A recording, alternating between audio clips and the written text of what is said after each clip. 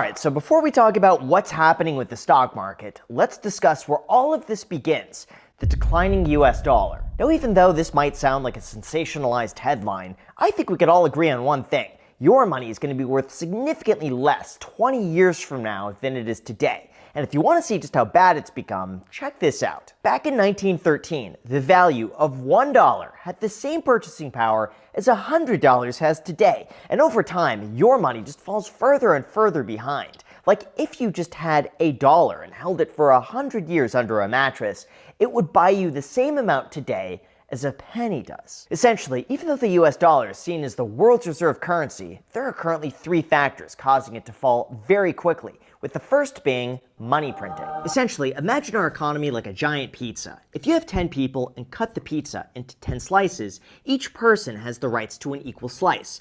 But what happens if the government comes in and cuts that pizza into 20 slices? Well, now all of a sudden, each person has half of what they did before. But then what happens if the government comes in and says, yeah, so we're actually going to cut that pizza into 10,000 slices, and your small little crumb might get cut even further if we need to divide it up even more. Well, that's basically what's going on with the dollar. And it's getting a lot worse. In this case, our national debt has recently surpassed $37 trillion, and we're now at the point of no return, because as government debt gets bigger, investors' concerns increase that their money will eventually get devalued, causing them to demand higher interest rates, causing the government to have to issue more debt, causing investors to demand even higher interest rates.